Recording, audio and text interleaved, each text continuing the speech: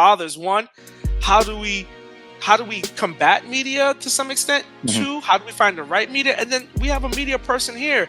And Davey's a little bit different because Davey's always looking to what we call edify his audience. Right. But you've been on several other, you didn't just start day one as a mega star, right? No. We're going to call Davey a star because when you have multiple shows and giving away money, there's something there. I might have to get an autograph before we get out of here, Davey. Let's grow. What's going on, everyone? I'm Carlos V. Spencer here with Black Dad Unfiltered, here with my guy, Coach Rod. And as always, we have authentic conversation, draw attention to Black fathers, their positive impact, try and change the narrative, and more importantly, speaking to Black men at large. So, Loach, what we got on deck for today? Man, season 2, next episode, we got it, man, going and rolling. We had a wonderful guest. We're going to touch on yes, indeed. Black men in media. We're going to talk about just media being that middleman, being that in-between, that information feeder. And so, like we've always done, we like to bring in specialists, CME, subject matter expert in that area. And we have a gentleman by the name of Davey, who is a radio DJ, amongst other things. So has been working in the space of media, working in the space of radio and others. Also a television show. We might talk about that a little bit too. We got to talk about Bling My Wedding. We got to talk about Bling My Wedding. Okay. We're going to talk about that as well. So, man, as we bring Davey to the stage, man, any words you want to share about media, the power of media, or even Davey himself? I know we're going to bring him on and have him talk about it also, man. What you got, Rob? I really want to have this conversation, mainly because when we think about, we're going to talk about broadcast media today, right? Which is really television and radio, and thinking about the impact it has. And, my challenge in raising my children is at some point I realized all my kids are attracted to everything that's the opposite of their loving father, and that's a phase. We all go through that. Right. But what I realized was, despite me not having certain things in the home, despite whatever, whenever they leave me, they're subject to what media institutionalizes in society. So I started realizing one of the most powerful vehicles to value systems in America and in the Caribbean is actually in media. So media, at some point, it's almost becoming the new church. Yeah. So so when you think about it, who's bringing you the word? Who's bringing you the message? DJs as good as a pastor. And man, I don't know how far we're gonna get into it. We might have to do a part 2. I feel it already. Once they meet Davey, it's gonna be a part 2. We know this. Because what I've seen, man, and Miles Monroe does a beautiful explanation of it, and I try to get into it some in this space, man, but I've studied it, and we talk about there's 3 parts of man. There's a flesh, there's a soul, and there's a spirit. And that soul part is the middleman, which also can be addressed as the media. And that middleman is the most powerful part of the 3-part connection. That middleman controls the soul, controls the person, controls the outcome of the person, which goes back to media. So media has been here long before radio and even television. Wow. Man, I'm excited to dive into it, man. Man, let's go. Let's not waste any time. We're not going to do that. Let's bring on Davey. We ready for you, Davey. Man, Davey's had us on his show, 106.5 FM. Freedom 106.5 FM, man, and it's beautiful and a wonderful privilege to have you on our show as well. Davey, what's going on? Well, hi. Good afternoon, everyone. I mean, it's evening time in Trinidad. I'm not sure what time it is on your end, but we are seeing at 6:30 here, and it's really, really good to finally be part of Black Dad Unfiltered.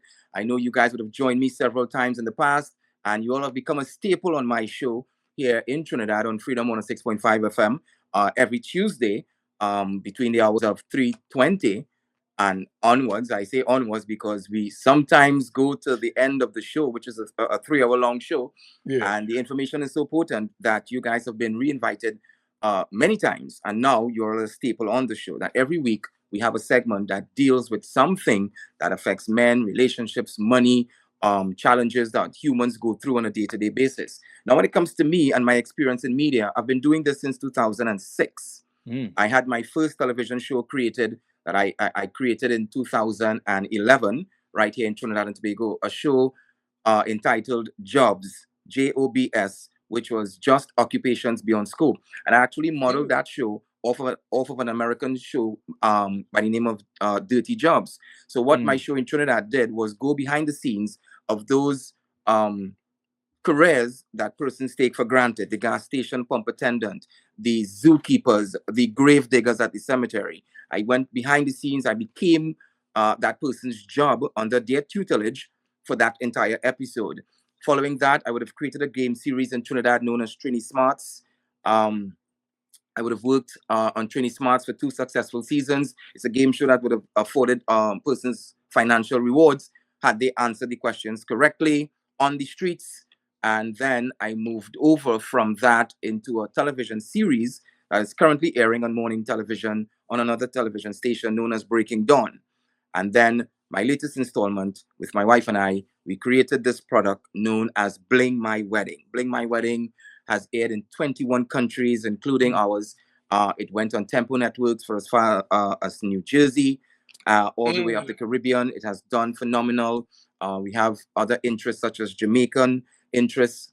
This year, we expected to do an entire season there. We have the Bayesian interests as well as the East Indian, the Indian market and Asian market as well. So we are currently wrapping up season 3, and that's on the television side of things. Radio wise, I've been doing it since 20. It's about 18 years or so, 19 years. I've been on radio. I have controlled the morning shows and afternoon drive time, to name a few. And currently, I am the host of the afternoon drive time show here in Trinidad, known as the Overdrive, which we dubbed the Big Show. And with that, one of the aims I try to do is foster a relationship with my listeners where we can educate and entertain at the same time. The information must be so Yeah. informative that even though we laugh and we get jokes, they leave the program benefiting. I try to break down the words. So while we may understand words as expenditure and Hmm. income, some of my listeners may not understand what expenditure means. So I look at it, I break it down as simple as I can: spending and what you're earning, money that you pay and money that you spend. Just to give Sure. you an example, I try to be relatable. When you guys came Mhm. on the product, you guys helped me to enhance the product in such a way where we can be responsible media practitioners. And that's the key word I think we want to look at this after today on Black Dad Taking Unfiltered, notes. especially when Go it ahead. comes men and media. We want to be responsible media practitioners. We have to understand that the power lies with us. And why do I say that? Many years ago, when I just joined the radio fraternity back in 2006, I was doing a show in 2007 on a station, and I remember some of these soca artists, in Trinidad, we were interviewing, and when I saw them walk up in the studio, you know, I was a bit in awe because I'm a radio announcer, a little radio announcer, and I'm looking at this big star coming to my show, and I have to interview them and stuff. And other radio announcers at the time was guilty of this. But for me to understand the power of my presence on air, this was said to me in a staff meeting. They said, when these soca artists and stars walk into the studio, do not be awestruck by them. Understand that the environment in which you exist in, if it wasn't for your environment, they couldn't exist. What does that mean? We play their music, we push their music, we hype it, wheel it, big it up, talk about it, and they became stars. They go out there, the promoters hearing the music. Hey, I had to call this one. This song is trending. It starts with the humble radio announcers and DJs. So that told me the power that the media practitioner holds. When we put our mouth in gear, very rare are we able to pull back what we are saying. So one of the things we have to understand is that the information that we are imparting to our listening audience and our viewing audience has to be one where two things. We have to be very serious and straight with what we are saying, and never be too proud that if a viewer, a listener, or somebody was to send information that corrects what you were thinking or some information during your preamble, you can say, you know what, I was wrong. you know I tend to find our listeners, they value us more when we can admit and say, you know what, I'm sorry, I did Hmm. earn that statement, I didn't think about it, and thank you very much for correcting me. These are the languages Davey, that I want to you're jump in. in Go ahead. because you said something, and even though this is recorded, you know me, we've worked together. I like to highlight certain things that was said. And Los, feel free to jump in. Yeah, I think You we got the said, right person when we're talking about media too. yeah, We heard the y- resume, the you receipts. said, as a media person, if it wasn't for our environment, certain talent, stars, or other forms of media or other forms of what is it, product could not exist. I want to highlight that because that's something that speaks to the role and responsibility, which you started saying that you have as a, and I love it, a responsible media practitioner, knowing that almost, the Bible says this, life and death is in the power of the tongue, right? Mm-hmm. You're giving a space for life and death to almost exist. And there's a responsibility as a gatekeeper. Los, I see your eyes rolling. I hope I didn't quote the scripture wrong because that would embarrass me and my family. No, you good. You got it. You got You Okay. it. good. You good. What you thinking, Los? No, man. So as listening, I love the media practitioner. I love the specificity of that, right? I love the power of what we do and what you touched on, that people can do what they do, but without media, nobody's going to be able to hear what people are actually doing, which Let me just chime in. shows Let the me chime in with power of that person. Yeah. Let me chime in with one point before I forget. Let's look at TikTok. There's recent talk about TikTok going off the grid and with China backing it and the administration of the Americas and how they feel. All right. Let's understand the power of TikTok. TikTok is a social media platform. All right. In which it encompasses everyone. It engulfs the entire diaspora. All of us at some point view a TikTok video. Somebody may send us, we laugh at it. But how many talents, artists, and different individuals were discovered via the social media platform? Similarly, with us as media practitioners, whether it be a radio personality, television presenter, we assist with helping to discover new talent and new product. As a matter of fact, we can say that conventional television is dying. I've been hearing that sing in my ear for over a decade. But conventional television still continues to be a major format in which we can dispense information and have our product out there. All right. So we still rely on the CBS, the NBC, the BETs. We still rely on CNC3 in Trinidad, the TV6, the Jamaica, TVJ in Jamaica. We still rely on these social media, conventional social media, in order for products to go out there to the wider public. So as a person in media for so many years, I recognize and understand the responsibility, and more so as a Black person, because we have a very limited window to make error. Very, very limited in this racist society that we evolve and exist in. We have a very limited. Now, here's a misconception I would like to clear up, and then Los, you can jump in on this one. The misconception is this: we do not know everything. We don't know everything, right? We continue to rely on persons to tell us what we need to know.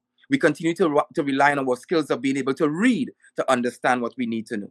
So when we're in this environment as a media personnel, a practitioner, we are not wizards, warlocks, and witches. So I say that to remind the listeners and those viewing this podcast that we are human as well. And the responsibility of us, all three of us on this platform, is that they look to us to be able to be in a position of knowledge. We must know. But how do we know? We need to do our research. We need to be well read. We need to pay attention to the current affairs, the social ills of society, the social upbringings, the different differences that makes up the very fabric of who we are as a people. We need to be in tune with those things. And we need to speak most times, and I say most because it can't be all, most times we must speak from a position of information, an informed position. And then there's some little tricks along the way where if you don't know, you can come across as if you know, but it's how you present yourself. I'll give you an example. So I was speaking to a former finance minister in this country, doing an interview in my very, very early days here at Freedom.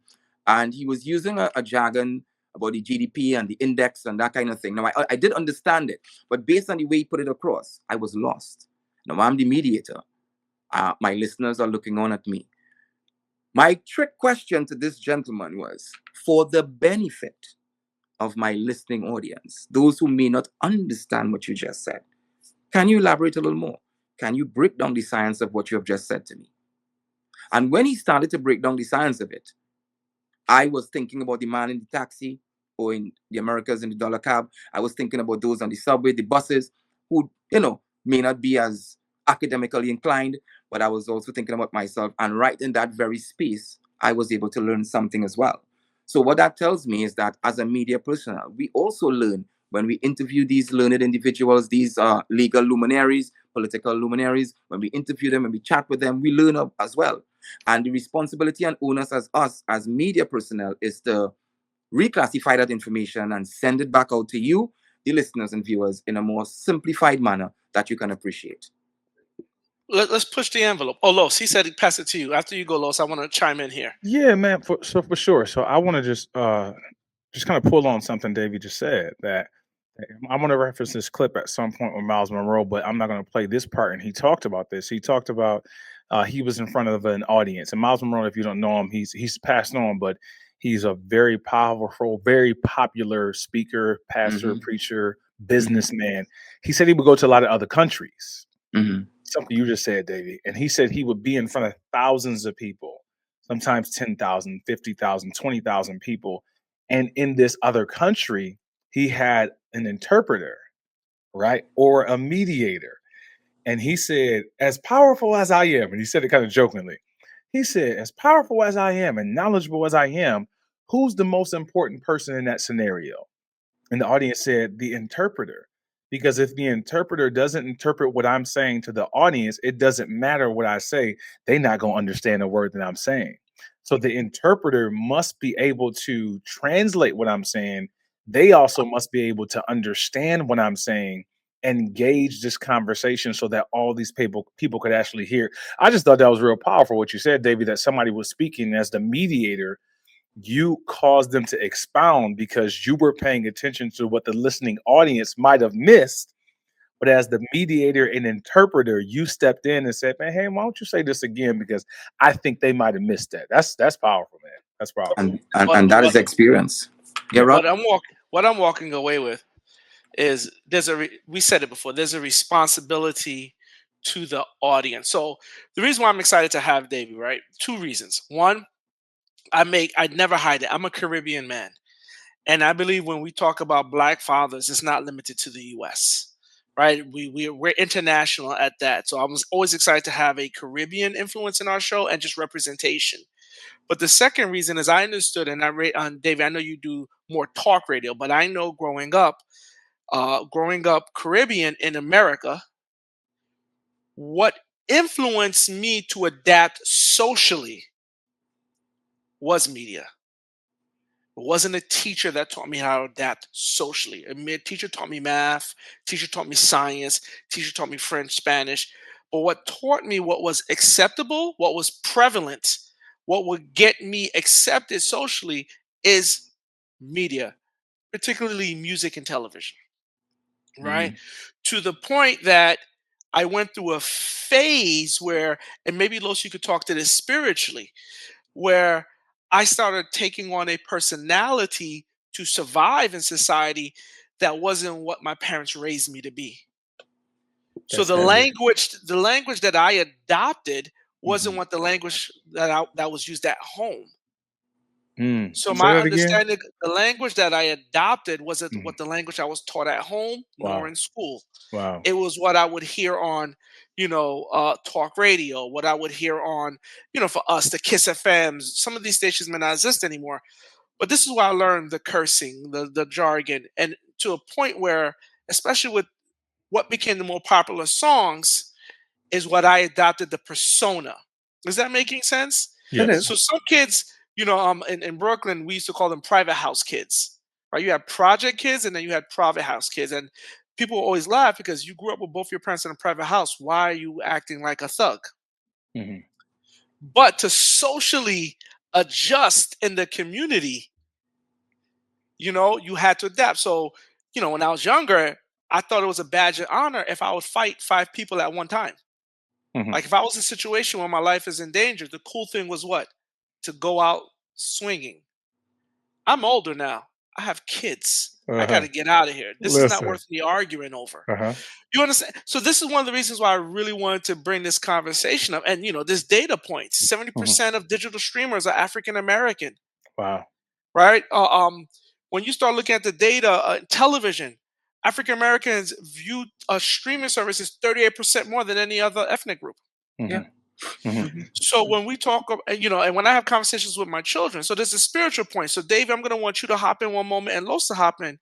When I talk to my children, I start realizing, okay, my son is a junior, but the way he dresses, the way he talks, right? And I'm not saying it's bad or good, but I want to bring it here because I know spiritually, I think music is the only thing that doesn't need permission to enter your body, Oh, it is. right? That's for sure. So let's have both of you just talk about, because I think that's what we need to talk about. Black fathers. One, how do we combat media to some extent? Mhm, Two, how do we find the right media? And then we have a media person here, and mhm. Davey's a little bit different because Davey's always looking to what we call edify his audience. Right. But you've been on several other, you didn't just start day one as a mega star, right? No, And we're no. gonna call Davey a star because when you have multiple shows and giving away money, there's something there.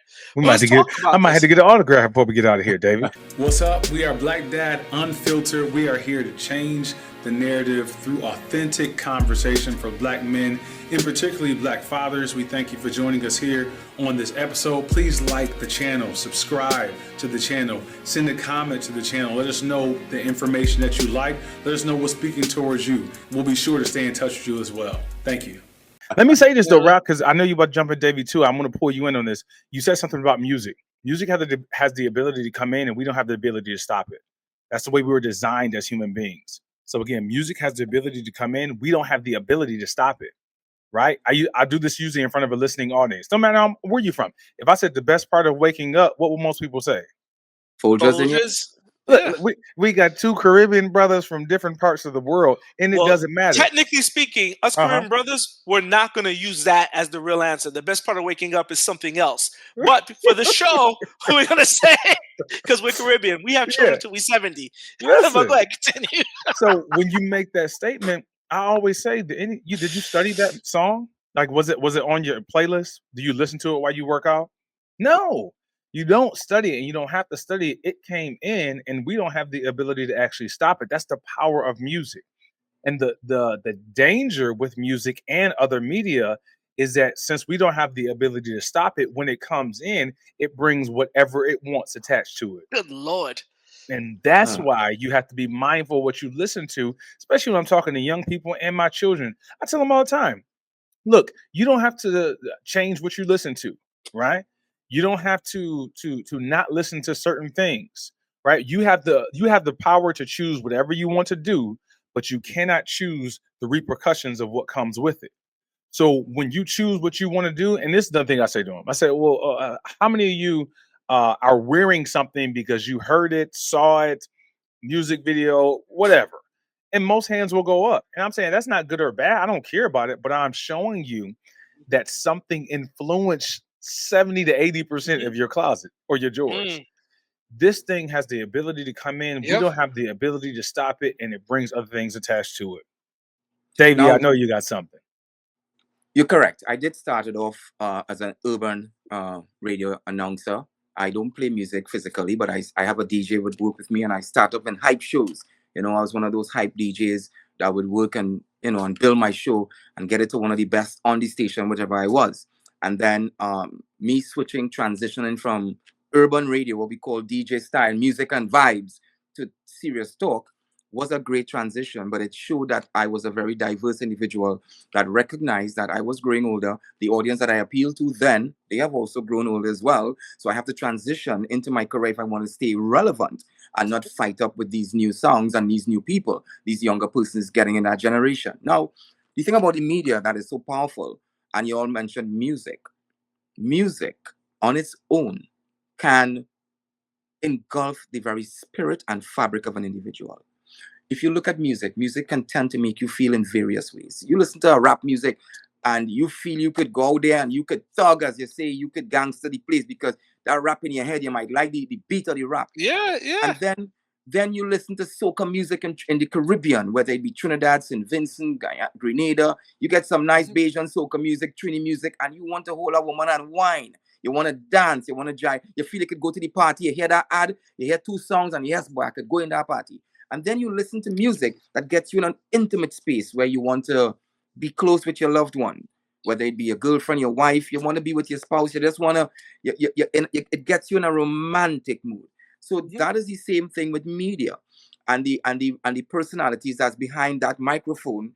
That when he engages now, when as men we put on that microphone, I am very mindful that my sons are listening to me, other children are listening to me as well, and I must be relatable to those children. So even though I'm speaking about something that could be deemed X-rated or taboo, I have to Mhm. keep it Mhm. PG-13.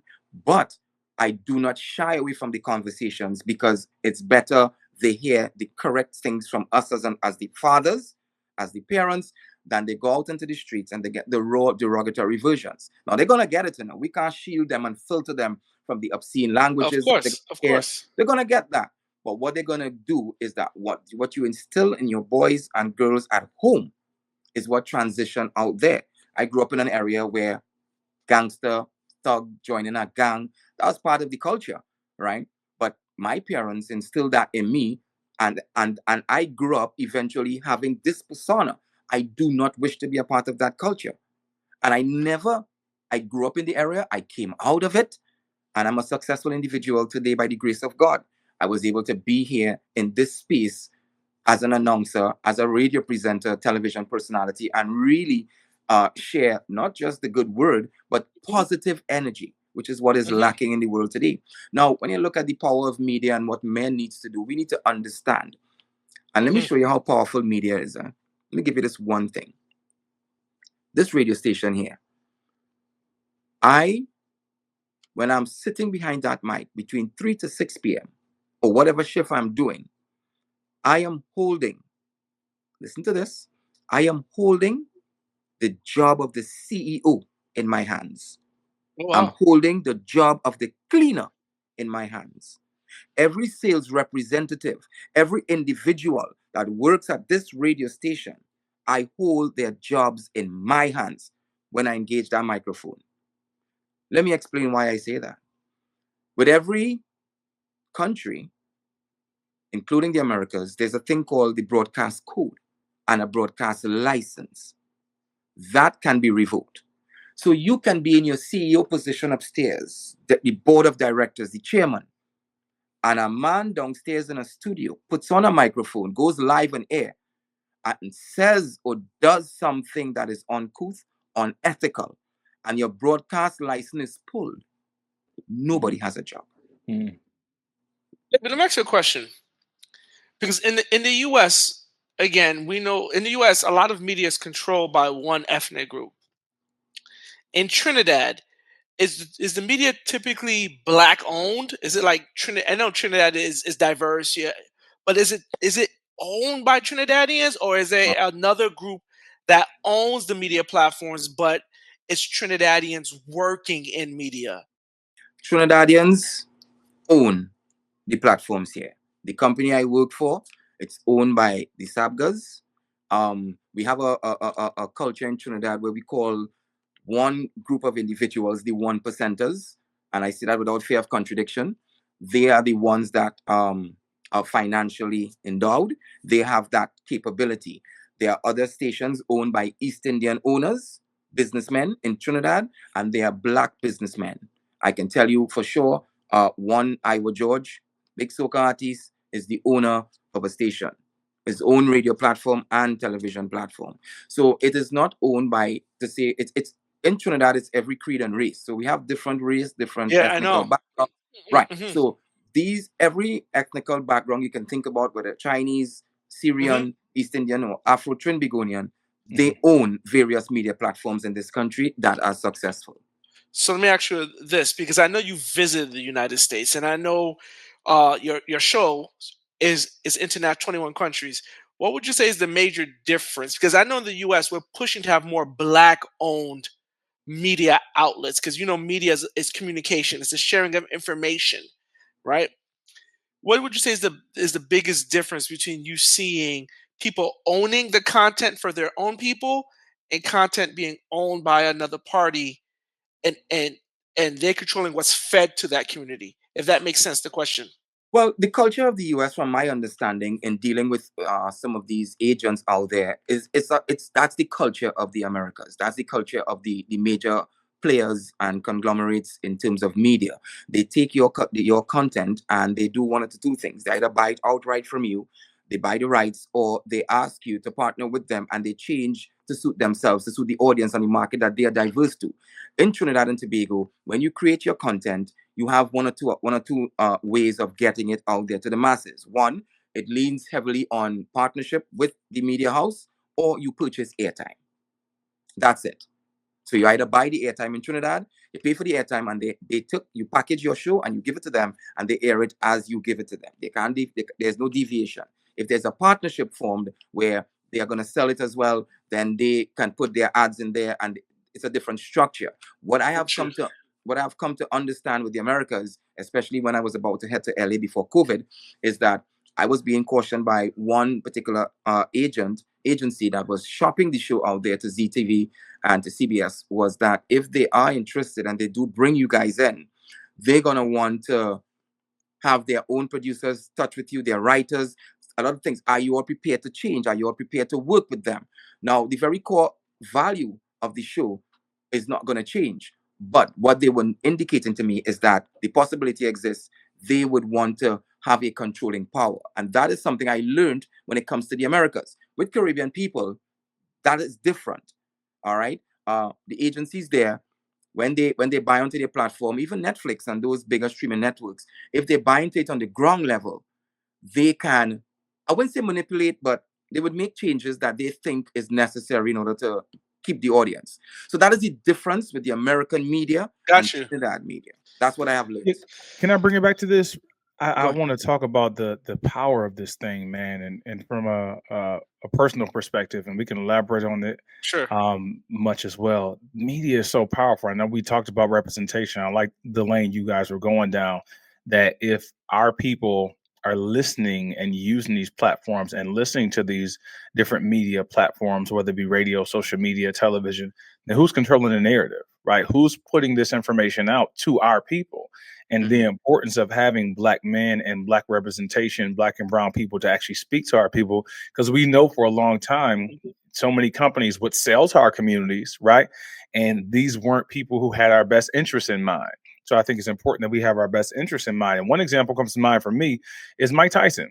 And I'm not saying to subscribe to his lifestyle, his behavior. If you see him now, Mike Tyson is very aware and has a lot of knowledgeable quotes. So again, I'm not excusing any bad behavior that he's had before, but I remember watching his one-man show.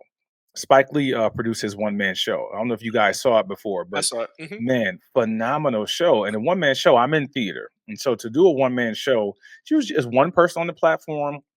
And you may have some music, you may have some different videos playing in the background, but you got a chance to hear the story of Mike Tyson from him first person. I remember after watching that documentary, now again, I'm not excusing any bad behavior, excusing any things that he actually did and whatever he was at fault for. But right after I watched that documentary, I said, man, I can't imagine. I said, I can't believe the amount of things that I believed about this man because of what I was fed about him. There were so many different things and people saying stuff about Mike Tyson and news saying stuff about him and television and radio and other people. And it was like, wow, to hear it from him, there were a lot of things, watch this, that I believed. Man, scratch that I just knew was true. I Yeah. can't believe I just knew it was true until hearing it first from him. And I was like, wait a minute.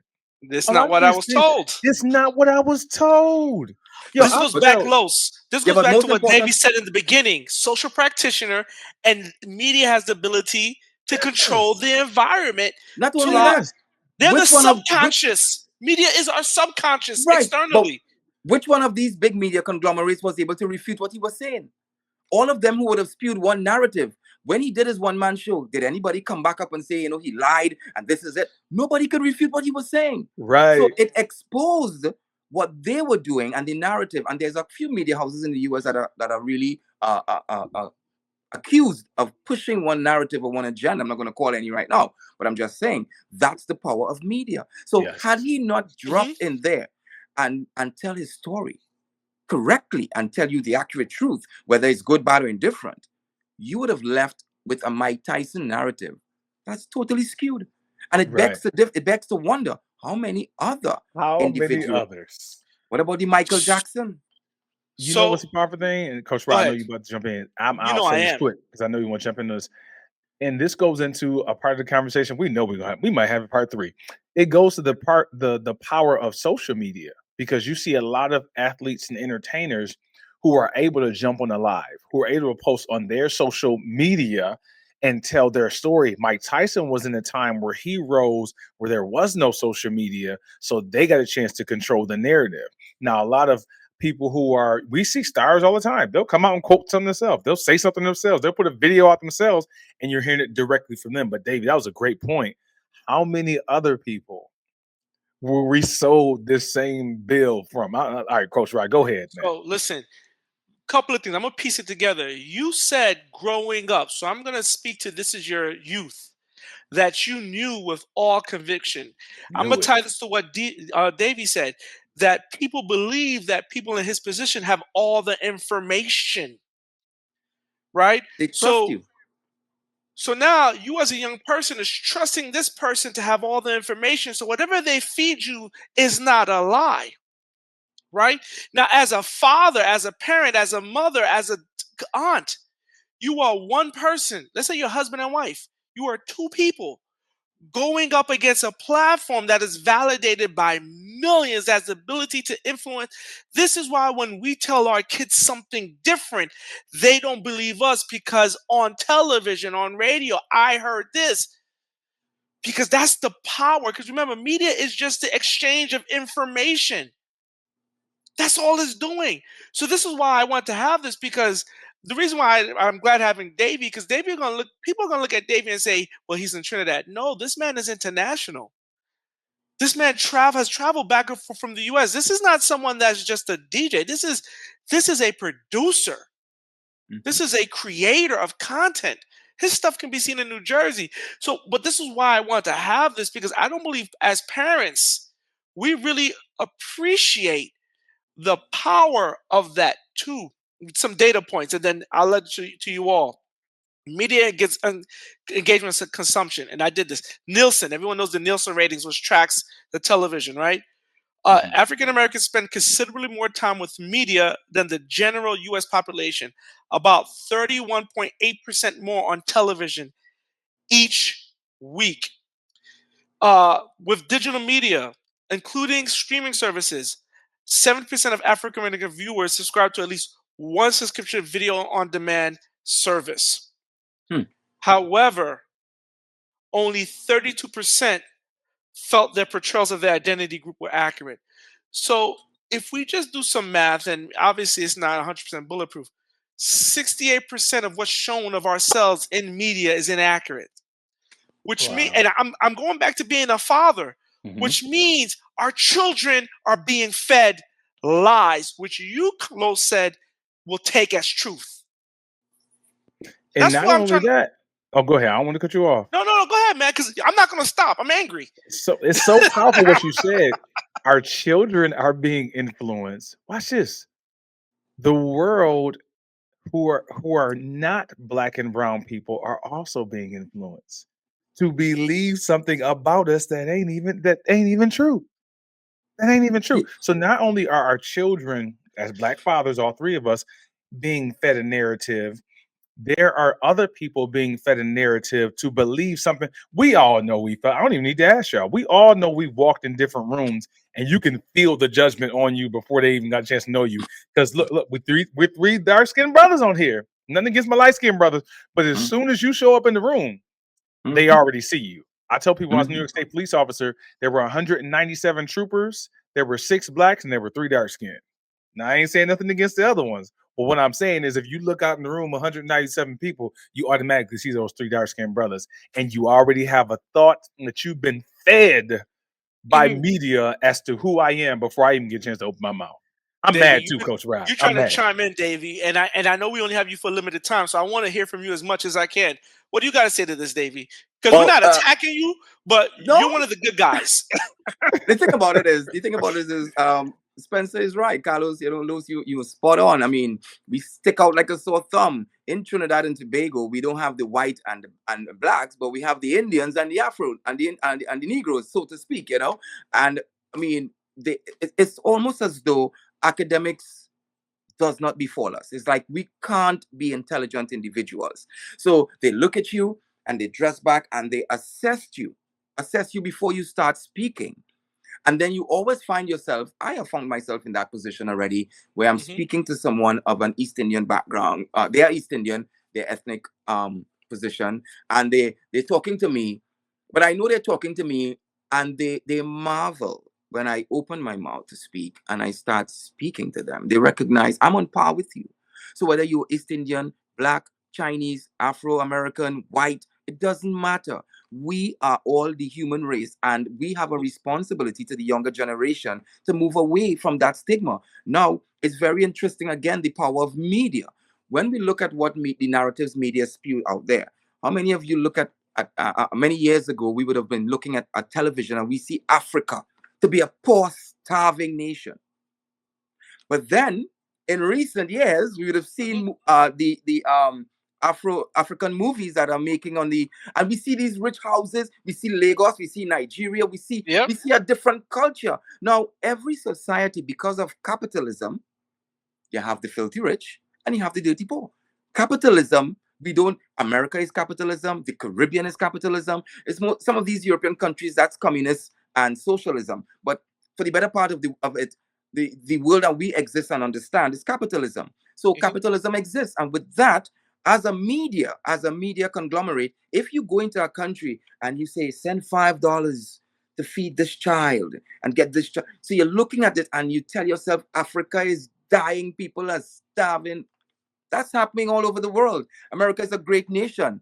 I when I'm in the US, I often ask myself how people get hungry here and go hungry because I can get to the dollar store and get a dollar meal. I can get clothing. I can Mhm. get stuff. But I'm a Mhm. visitor. I'm Mhm. leaving Trinidad with cash in my hand. I'm coming for a specific period of time. When my money Mhm. is done, I'm ready to leave. Why do I say all of this, guys? Because the power of media and the danger of us as media practitioners not putting the reality and putting our narrative. I have to say our narrative because if I'm behind the camera and I'm going to do a show and all I can show you is the hungry people in society, then people are going to think Trinidad and Tobago is full of hungry people. But we have wealthy persons here. We have persons that live average, regular lives. And similarly with Africa. So the power of media and what we allow our children to be exposed to, that responsibility rests on us as parents, as aunties, uncles, dads, moms. It's our responsibility as to what we allow our children to look at. And I'll tell you this, and then Rod, you can jump in on this. I know you were heavy on this part of it as well. Would you allow your children to watch pornographic material in front of you? You're not going No. to do that. You're not going Yeah. to sit down with your 13-year-old daughter and take in some porn movie or some kind of. Exactly. So if you are taking responsibility, understanding that that type of material, that type of media is not for my children, I don't want that, then control the type of media you allow your children to be exposed to, the type So of music that you play. Mhm. So I'm going to ask you both for help, right? Because this is a real question for me. Obviously, I have 3 children. In my house, there's one television, one. Hmm. That way, we are forced to watch all the same show, Hmm. right? Tell me how I talk to my kid, right? Because my children live in New York City, and New York City can be considered its own country, Yeah, right? That's how concrete powerful New jungle. York City is, right? It It, is. it It just is. is.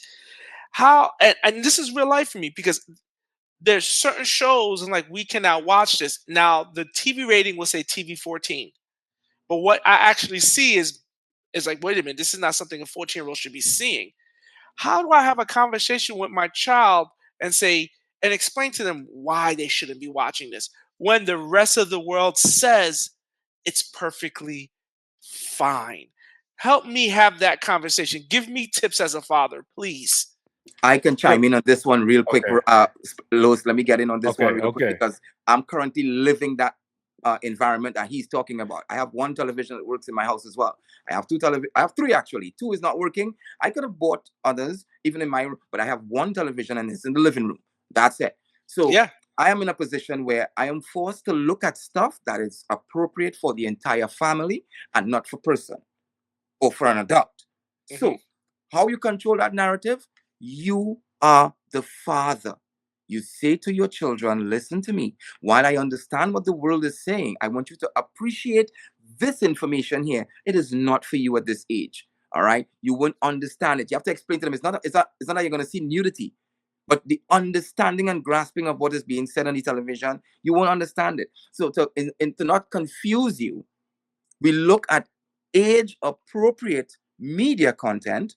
And as you grow older, we have those conversations. It's like talking to your children about sex. You have age appropriate conversation about sex.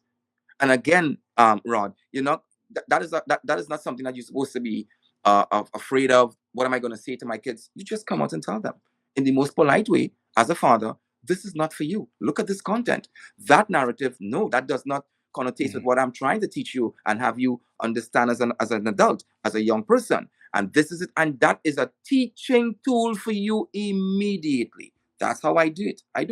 It becomes a teaching opportunity for me to have a conversation with my sons. And more often than not, everybody goes off happy. There's no, as a matter of fact, if I'm putting on the television and they see something as 18 plus, my sons are not that age yet. Dad, no, that's not a show for us to take in that. And we put it off.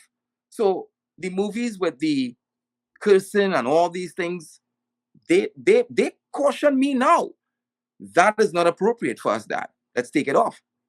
So it speaks to consistency brings about reality. So if you're consistent with your kids, consistency breeds reality. And the Bible talks about provoking your kids. People think provoking your kids is choking your children and harassing them.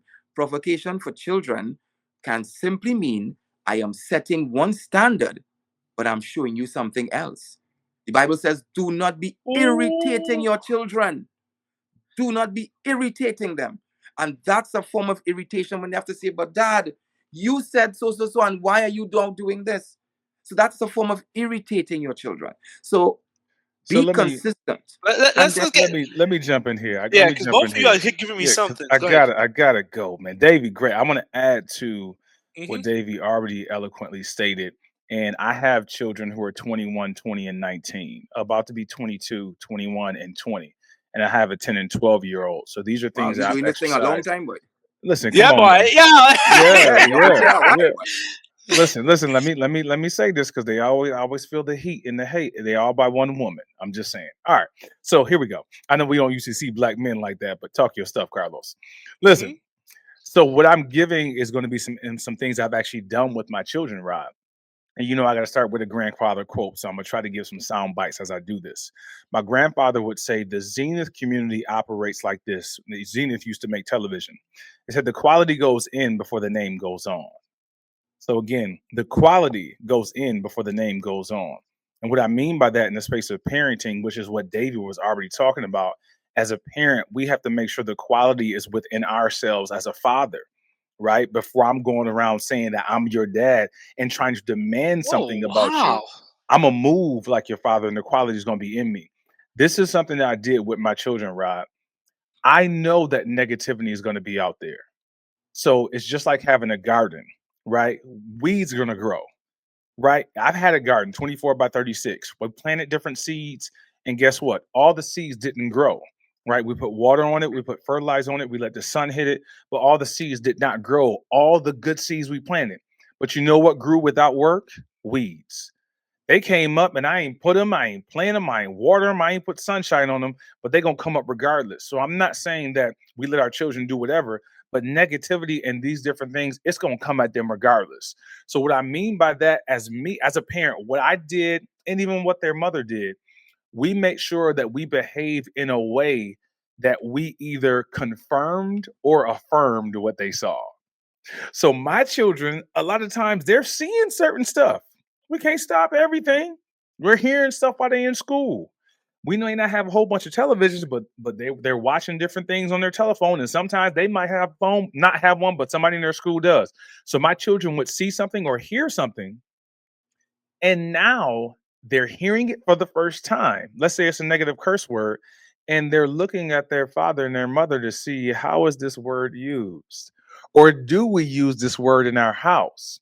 And now they're learning, okay, I heard this and saw this, but we don't use this, or my dad never says this or never moves like that. So, okay, I guess that might be a word that we don't actually use. Or if they actually use it, they have to know within themselves that I ain't never heard my father use that word. And I've been able to go back to my children and say, where you hear that from?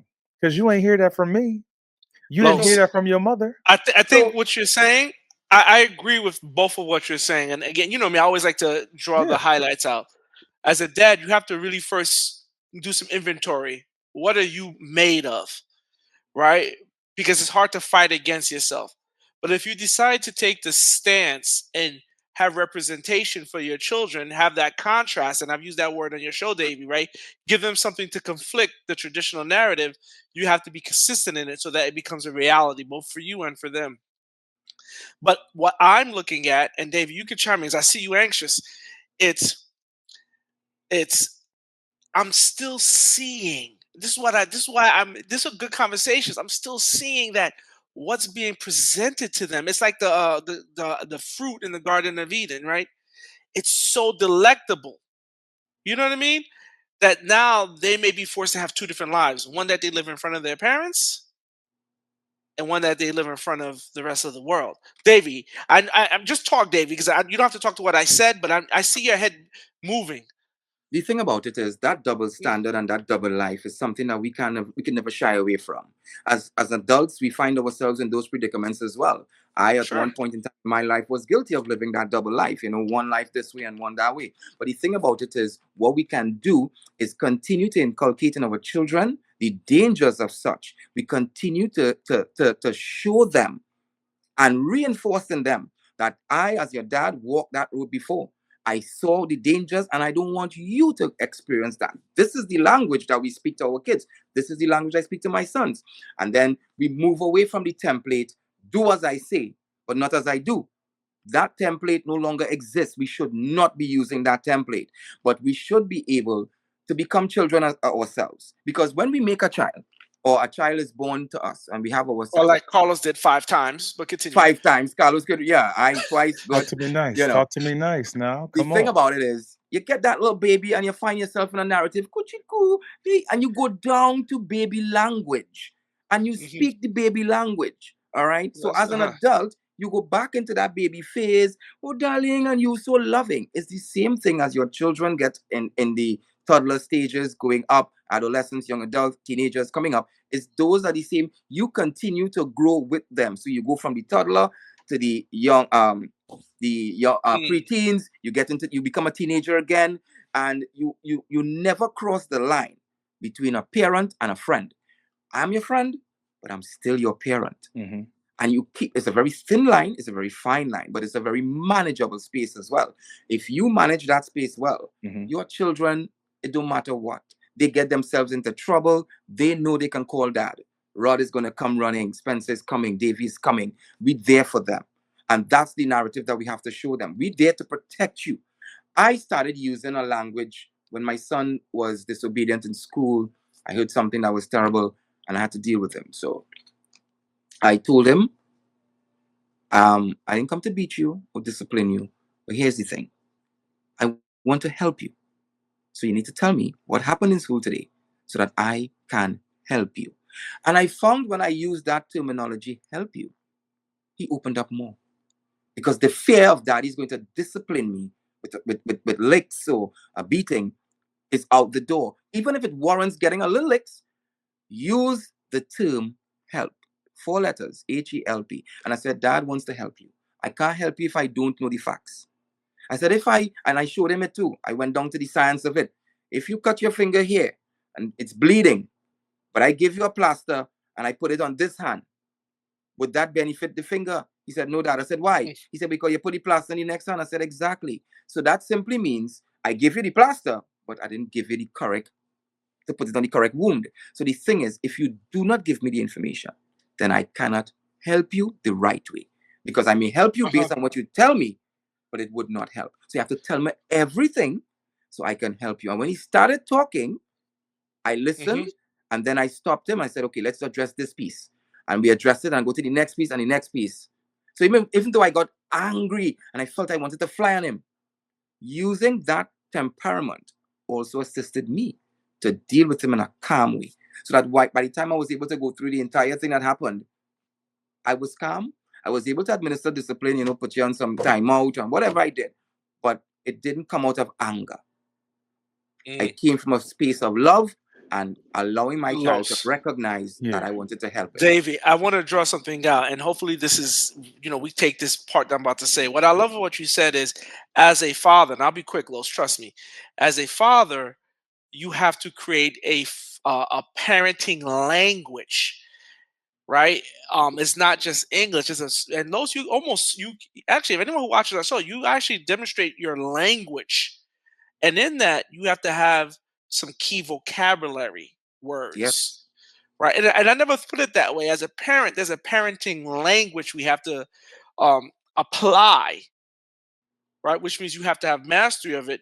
Which now, get this, creates communication. Media is just one form of communication, and this is how, as a parent, you can create your own communication. And hopefully, to what you all have been saying is, this will hold your kids steady while they have to process outside information. So Davy's job, the DJs are not bad people. It's how do we create enough information filters for these children? And one way is through the language. Los, hop in here.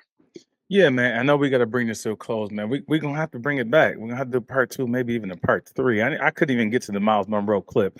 I'll just say, adding to what you just said, Coach Raj, which is Hmm. fabulous, going back to media and the mediator, and we as parents and as Black fathers being that mediator, right? Controlling the narrative of information that our children hear or interpreting what they hear, because a lot of this information day and age, they're being fed way more than we are. Like, we have to be real. The social media that they're on, these platforms that they're on, they're being fed daily. They're not even really watching TV. They're on different types of platforms, and they're being fed a whole bunch of stuff, which goes back to one of the things that we drew out at the very beginning, the importance of having Black representation, a voice, and the importance of the negativity is going to be out there, then we have to add to that voice. That's one of my goals with Black Dad. That's one of my goals in the things that I do on other platforms online. As a man of God, I know I've heard God say to me, okay, Carlos, that other stuff is out there, but what else are you going to place out there for them to be able to find it? I had somebody come to me one time in my training gym that I train different clients physically. And one of them came back to me one day and said, I went to all of your social media and I pulled up every sermon. Now I don't have no sermon catalog. I don't have a tab. She went through and found them, which means she was looking for something, and which also means that it's important to place something out there, because we do have people who are looking for something. And the last thing we need to do is complain about all the negativity out there if we ain't doing nothing about it by adding some positivity into it, which we know Black Dad Unfiltered is one of those platforms You and on what one, we aim huh? to do. I'm You on on one. one? I'm So, on one. so I'm gonna share something from Nielsen, right? Um, you said tech. I like to share little data points for people. Technology trend that's happening. African Americans are leaders in mobile technology adoption, which enhances their access to content. They are 35% more likely to have a 5G subscription. That just tells you, even in the phones, we are leading the way in almost every way when it comes to media consumption. So to that point, put it out there. To that point, you can't fight fight this. But there's something. Nielsen did a study, and I'm just sharing this because this is important when we talk about cultural and social impact of media. Media also plays a crucial role in shaping cultural identity and social perceptions. This is going back. So when we talk about this is studies behind this. Authentic representation in media, which is why I appreciate you, Davey, so much, may not only provides positive role models, but also counters stereotypes and fosters a greater sense of community. I want to put that out there so that people like us, like Black Dad, that are having just conversations, we don't tell people right from wrong. We don't tell people what to do.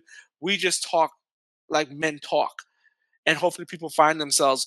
But this is why it's so important when to have Davey again. I'm a big fan. People like yourself, uh, who are able to articulate personal experience and think about the audience. But to those who are watching, again, do your part. Add things out there because it does help shape some form of Yes. perception. So I know we're winding down. Mhm. Davey, you have Bling My Wedding. I know it's in 21 countries. I'm in Brooklyn, which is its own country. How can I watch your show? How can I watch Uh, any of your shows? Give me a website. Give me something. Pavilion Plus. You can sign up to Pavilion Plus on Tempo Networks as well. But Pavilion Plus is my is a streaming platform. It's a platform like the Netflix. They call it the Netflix of the Caribbean. Mhm. You can log Oh, in there. It's actually a little cheaper than Netflix to subscribe to on your yearly subscription or your monthly subscription. And you see Bling My Wedding and a host of other content filmed locally, regionally, and internationally as well on that platform. It's a very, very popular streaming platform like Hulu. So you can catch me on Pavilion Plus. all Hey, right. is there anywhere else that people can find you on social media, Davey? You can catch me on blingmywedding.com. You can also catch me at crystaldreamweddings.com, Davy Murray on IG, of course, Facebook, and right here on Freedom 106.5 FM every day. You can tap into Freedom 106.5 TBC Radio Network and you can chime in. You can watch me live in studio when I'm having Los and Rod with me. You can also listen live no matter what part of the world you are. Once you have an internet connection or mobile data, you can chime in and we're going to have those great conversations. Coach Rod, did you hear him go right into radio personality? We said Freedom You can hear us at 106.5. You, 105.6 you, heard, you heard it? This is your afternoon drive with You Davey. heard it? Davey went right into it. Right Hey, get into out of it. here. I Get love out of it. here. I love But it. again, I want to salute Davey Yes. great deal. I'm going to give one more piece of information. Uh-huh. Why people like Davey, why I love some of our just domestic names can't reach me, Los. I know you know names. People that are just always trying to own their own platform. Mm-hmm. Radio has been a cornerstone for community engagement. Mm-hmm. It is. That's how important radio is. Radio can't die for Right. us, right? Offering a space where listeners can discuss issues affecting their lives, celebrate cultural achievements, and mobilize a collective action. Mm-hmm. So this is why we decided to have a radio personality, albeit in the Caribbean, but we've already validated that he's an international Mm-hmm. media personality, a producer, director, creator, as well as a Yeah, radio host. So our goal is to create community, and he aligns with the Black Dad for sure. mission and vision. So Los, I don't Mhm. know if you got any last things you want to add to Man, this. just all I would say is, man, thank you for those who've been watching, subscribing, liking, sharing, promote it out there, push it out there. We our objective, but with Black Dad Unfiltered, is to put good information out there about Black fathers. There's enough negativity out there, and we know, Rod and I, you know, Coach Rod, we've talked about this behind closed doors, that we could have this platform blow up easily if we decided to talk about negativity. If we decided to talk about the negative things that they say about Black men and push those types of topics, but that's not what we're looking to do. And for that very reason, it's causing us to build something, and we may not be getting to all the views as fast, but we're going to get there. But those of you who are watching, liking, subscribing, we appreciate that. Black Dad Unfiltered, pushing information out. If somebody came to your mind when you were watching this, whether it be a father, a brother, uncle, send it out to them. Maybe it's somebody else that you was like, yo, that was some great information. I need them to hear. Push it out to them, because that's the way that we reach other people. I'll overstate this over and over again with the positivity, and I'll end it with an example for myself. One day I was doing a message, and I was actually a sermon, and somebody came to me. This was years ago, and this was in a time and space where I didn't believe in putting sermons on CD and all that stuff, because I didn't want to feel like I was pushing something on somebody. But this guy came to me. He was an unchurched person, and he asked me, was there anywhere that he could find more messages? And it hurt my heart because I didn't have anything out there, and he was looking for something. So, Coach Rod, you just said it. Put the positive things out there, y'all. There are people looking for it, and I'll put this weight on your shoulder. If you don't put the positivity out there, then you're pushing people over to the negativity because they can't find the positive thing that they're looking to hear from your voice. I'm Carlos V. Spencer. Davey, Los, we Los, one appreciate you. thing. Go ahead. I Go need ahead. I need a favor from Davey. Davey, Yeah. radio voice. Tell our listeners to follow us on Black Dad Unfiltered at www.blackdadunfiltered.com. Give it to me. Come on, The Davey. best you can, Davey. Come on, Davey. All right. So when it comes down to listening to great media content, you can check out Black Dad Unfiltered on a weekly basis. Check out the podcast and the website, www.blackdadunfiltered.com, I think it is. You can log into that and, of course, get all the information when it comes to African-American dads, Black dads, real dads, not just color of skin, but real dads. And it doesn't matter what ethnic background you're from. If you want to join us, feel free to do so. There is one thing I say in Trinidad, that love at first sight is often cured by a second look. But once you fall in love with Black Dad Unfiltered, you're never going to look again. With that being said, guys, Come on. thank you so much. Come on, Davey. Yes, All sir. right. I'm Again. Carlos B. Spencer, man. Thank you, Davey. Thank you all. We are Black Dad Unfiltered, always with my guy. All Don't right, thank try. you. Let's go. Let's grow. Let's get it. All right, y'all. Y'all be blessed. Bye-bye, guys. Take care. Let's